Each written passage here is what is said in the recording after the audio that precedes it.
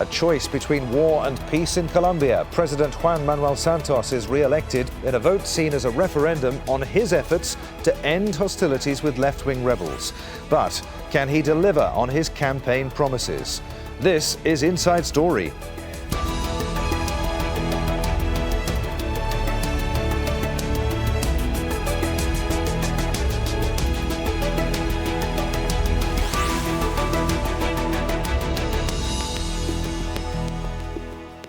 Hello, welcome to the programme. I'm Adrian Finighan. A vote for peace and the choice of hope over fear. Juan Manuel Santos is celebrating his re-election as president of Colombia and what he calls a new beginning for the South American country. Santos won the presidential runoff in which the incumbent and challenger campaigned for peace with Marxist rebels. The Revolutionary Armed Forces of Colombia, or FARC, has waged a decades-long uprising against successive Colombian governments. There's huge public support to end the conflict, but some have criticized Santos as a traitor for selling out to the rebels, while others have branded his right-wing rival, Oscar Iván Zuluaga, a warmonger who wanted strict conditions imposed on the peace talks. Zuluaga narrowly won the first round of voting, but Santos sealed his second term in office with 51% of the votes in the runoff on Sunday, seeing off his challenger, who won 45% of the ballots. Today's message is also for the FARC and the ELN, and the message is clear. This is the end of more than 50 years of violence in our country and the start of a new Colombia with more liberty and more social justice. A Colombia in peace. The peace negotiations have been at the center of this presidential race, the main issue that both candidates talked about. Now, President Juan Manuel Santos said he would achieve peace by the end of the year. It is highly unlikely that he will be able to achieve this because there are several key issues that are very complex and very difficult, like the issue of the victims, which has just been included in negotiations just a few days ago. Now, also, it will be very difficult for Santos to have Oscar Iván Zuluaga as his opponent. The Centro Democrático Party is a very strong party, and as Zuluaga said, it is a party that will be an alternative force, and it could become a thorn on the side of President Juan Manuel Santos, especially when it has to do with the peace negotiations. Now, anything that is agreed in those peace negotiations will not be definitive. Everything will be put to a referendum, and it will be for the Colombian people to decide in the end if they want a negotiated peace with the FARC rebels. So, is peace with FARC rebels possible? Let's bring in our guests today. From Washington, we're joined by Virginia Bouvier, Senior Program Officer for Latin America at the United States Institute of Peace. From the Colombian capital, Bogotá, Christian Voelkel, an analyst with the International Crisis Group, and also in Washington, D.C., is Eric Farnsworth, Vice President of the Council of the Americas. A warm welcome to all of you. Before we get going, let's quickly run through where the peace talks stand right now. A 6-point agenda was agreed in Oslo in late 2012. So far, agreement has been reached on 3 points: land reform, future political participation, and drug trafficking. Still to be resolved are the rights of victims. Just this month, negotiators announced plans for a truth commission. Then there's the disarmament of the rebels, and finally the implementation of the peace deal. Virginia Bouvier, was this election victory an endorsement of President Santos's ongoing peace talks with the FARC? Well, I think in the first round of the elections, peace was really not on the agenda. There were other issues: the economy, security, unemployment, health issues. But Santos, when he lost the first round, really turned the election into a mandate, into a referendum on peace or war, in which he presented himself as the peace candidate and presented Zuluaga as the war candidate. Now, ironically, you had a flip because Zuluaga then tried to create himself as another peace candidate. So it wasn't completely completely black or white, but I think that it was believed that the peace process with Santos really was in danger if Zuluaga were to come in. That's not to say Zuluaga wouldn't have pursued peace in another way, but the process that's been a very serious process that's taken place over time, that's had many successes so far and seems to be moving in the right direction, really would have been diverted in some way, I think, if Zuluaga had come in. Christian Voelkel, do you agree with that? Did Colombians vote for the hope of swapping fear for peace, as the president said in his victory speech? Yes, I would broadly agree. However, I would think that this election is also a kind of a warning shot towards the government. I mean, certainly you can see it as some endorsement of the process, because Santos won the election and he now has a clear mandate to carry on talking to FARC. But at the same time, I mean, I think he cannot ignore that almost 7 million Colombians, so that's about 45% of those people who actually turned out yesterday, do apparently have great problems with this process, because they backed Zuluaga and his conditions of very stringent conditions attached to any continuation of the talks. So I think there is something, if Santos wants to carry out these peace processes successfully, he will need to take into account at least the kind of more moderate preferences of those who have voted for Zuluaga as well. Eric Farnsworth, I see you nodding. Although Santos has a mandate to continue these peace negotiations, then the result, as Christian said, showed that millions of Colombians aren't entirely happy with the way in which he's going about it. Well, I think that's exactly right. He does have the mandate. He won the election, but let's not forget he won by 5 percentage points. That's not a landslide necessarily. There is a significant resistance among many in Colombia to what we might call peace at any cost. So in other words, President Santos, I think, has the ability to move forward with negotiations in the way that he was doing so, but there is some concern, and it was expressed in the electoral process, that he not get too far ahead of the Colombian population, because if he does, they're not going to be with him when it comes time to actually accepting the accords or indeed implementing them. I think that's very important. One other quick point in terms of the elections that Virginia mentioned, and I think she's quite right about the second round. Santos did change from sort of a broader platform that he was talking about much more to the peace negotiations, but I think that has to do a lot with the way that the Colombian elections were conducted. In the first round, there were 5 significant candidates, and several of those were from the left.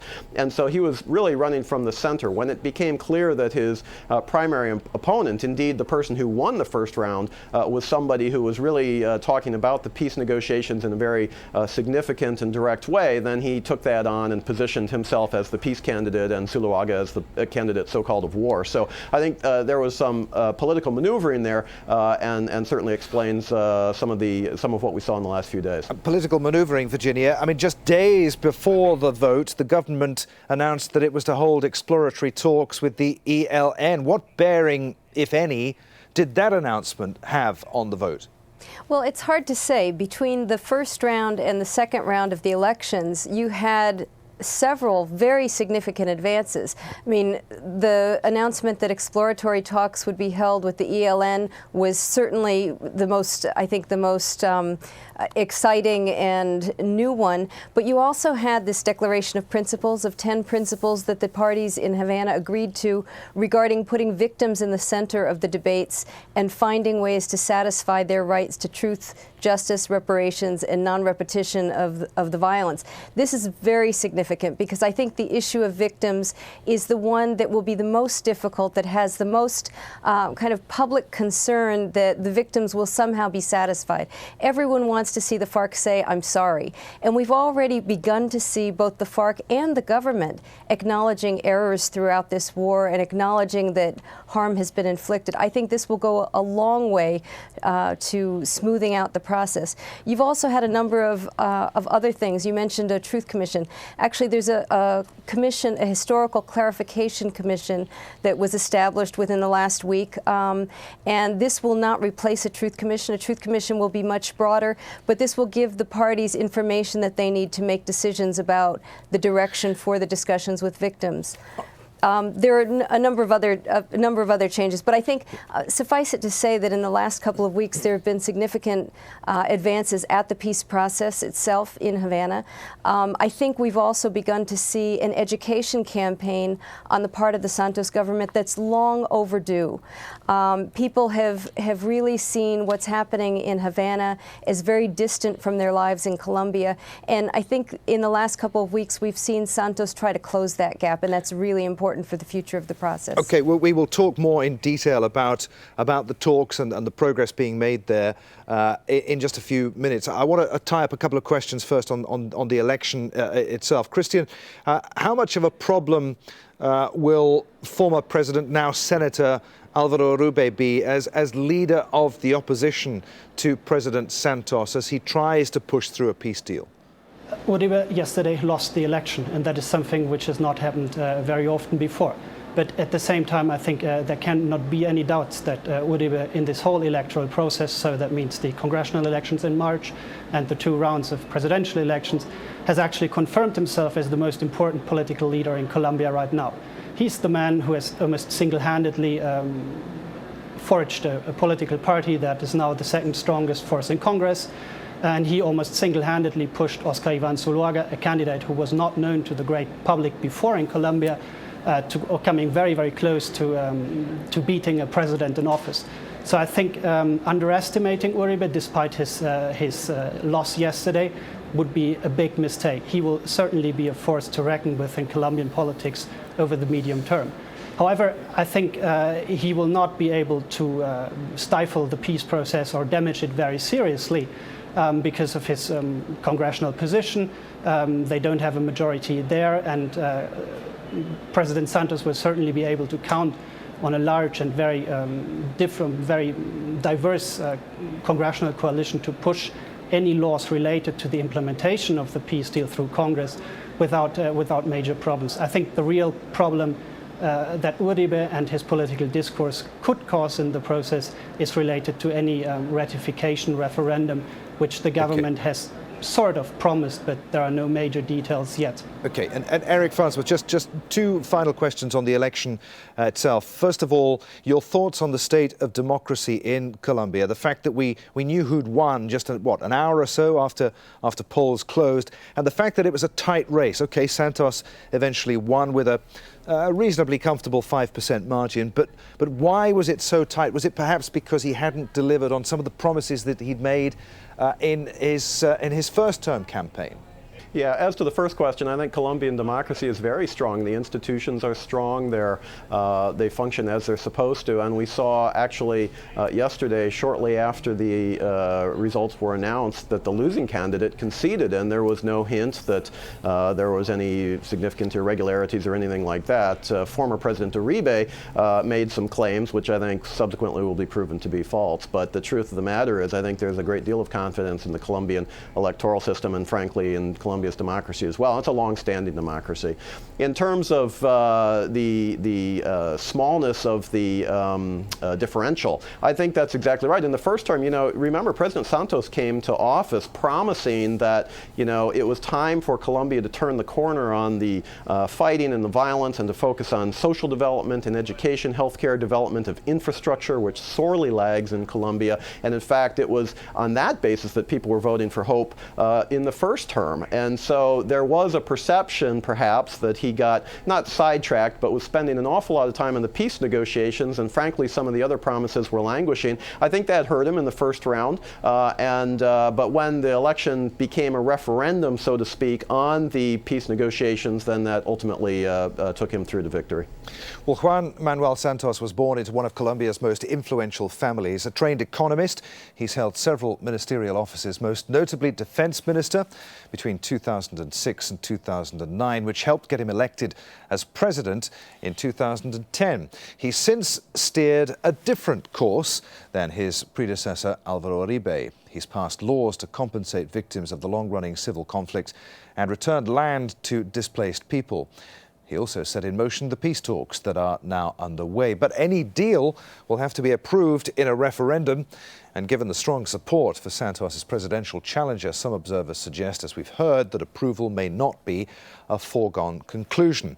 Well, the Colombian government's conflict with the Revolutionary Armed Forces of Colombia, or FARC, goes back half a century now. The group formed in the 1960s, presenting itself as a Marxist peasant army that wanted to overthrow the government. But it became notorious for its involvement in drug trafficking and kidnappings. The decades-long uprising against the government has cost the lives of more than 200,000 people and forced millions from their homes.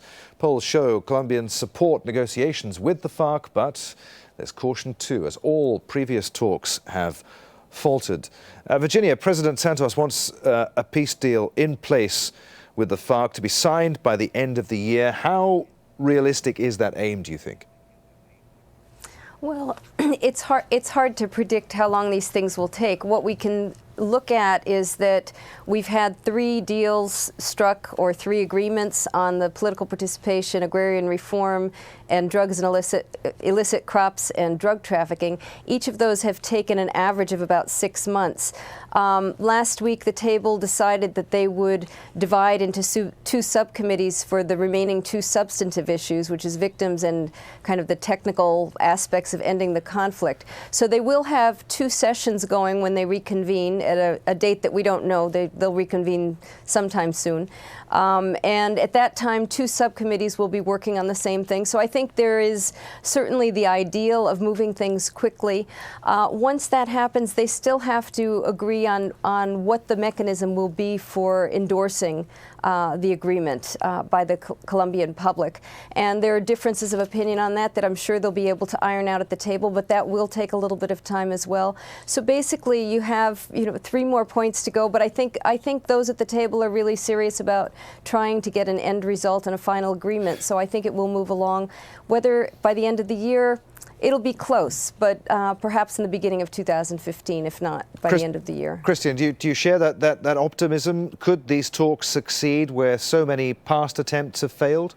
Yes, I would definitely share that optimism. I think, as Virginia pointed out, it is kind of hard to predict whether it will now take 6 or 7 or 8 or 10 months or something like that. But I think with this electoral victory, with the announcement of preliminary talks with the ELN, with the transitional justice principles, we are definitely in a territory where political forces here in Colombia do anticipate the successful conclusion of the process. So I think if you compare the situation to, say, 4 years ago, where peace was really an illusion in Colombia, so nobody dared even to talk about that openly, I think it is now within grasp. Eric Farnsworth, with so many Colombians, though, believing that the rebels are criminals and drug dealers, what would a negotiated peace that is acceptable to the majority of Colombians entail? Would an amnesty for fighters and an entry into mainstream politics be acceptable to the majority, do you think? I think that's precisely the question that the peace negotiations are going to rise or fall on, because at the end of the day, I think all Colombians want peace. I think that you can say that probably without fear of contradiction. But having said that, the question is on which terms. And any conflict that's been going on for over 50 years that's hit the urban areas, the rural areas, I mean, this is deeply personal in the Colombian context. People have lost family members, they've lost property, they've lost opportunity, whether from the left or the right, and this has been going on for a long time. It's deeply personal. Former President Uribe's own father was killed by the FARC, for example. So, these are not things that are easily forgotten, and it's difficult for many people to suggest that, well, these guys who were in the jungle, etc., and were fighting and killing my family members should just now become a legitimate part of the political process. That's something that's going to have to be addressed. It's been addressed in other countries successfully across Latin America. Colombia is a different country. They'll have to come up with their own solution, but that is a difficult issue, and that's the issue, I think, primarily that led to the rise of, or at least the candidacy of Zuluaga, because people were not comfortable that President Santos would be able to address that issue in a way that pleased all of them. So we're going to have to see how that plays itself out. It's a very difficult issue. Virginia, you say that both sides are serious about these negotiations. I just want to twist this on its head and look at it from the FARC's point of view. for a moment. Why is or has the FARC remained so committed to this peace process, even while Colombia's military is still fighting it? I think when the parties had their discussions, their secret talks in Havana before they opened formal talks, there was a decision that this process would have as its goal to end the conflict. I think both sides recognized that neither side was going to win this, and this could go on for generations to come. The FARC leadership is getting older. I think it's hard to tell what's going on inside, but the FARC has been hit quite hard in recent years, both under Uribe and under President Santos. They have not been defeated. They have capacity to still wreak havoc and wreak tremendous damage on Colombian society. So I think that on both sides there was kind of an acceptance that the only way out of this is a political solution. A military solution is not going to come soon, and absent that, the war was likely to continue for a good long time. And Christian, what are the main obstacles on the road ahead from your point of view? Well, I think, as has been already mentioned, I think the issue of transitional justice or the issue of victims' rights is really not easy to negotiate because of the skepticism towards the guerrillas, because of a set of international norms which prohibits outright and general amnesties for crimes against humanity and serious international crimes. And that, of course, does not square really with the incentives underlying a negotiated peace. So they will have to find an equilibrium here between respecting the international norms and the skepticism of the Colombians towards the guerrillas and the incentives of a negotiated peace. I think this is by no means something which we can automatically assume, but I think parties are on a good way with the publication of the 10 transitional justice principles. So I think that makes me hopeful that this can be overcome. I think the issue of DDR or end of the conflict, how it's called here, is also politically a very sensitive one. And of course, looking beyond the formal agreement, I think any attempt to really educate the Colombian public about what peace means, about the changes that will come in Colombia, the transformation that it will bring, is also somewhat of a task which is still remains open. And Eric, I want to get your thoughts on that. To what extent are things like transitional justice, decommissioning, make or break items as far as any peace deal is concerned? Well, again, these are difficult issues, but I think people of goodwill, and like Virginia was suggesting, I think both sides recognize that this thing has gone on for way too long. It's bleeding the country, and they need to find a resolution. So if both parties are aiming for a resolution, I think that they'll be able to get there.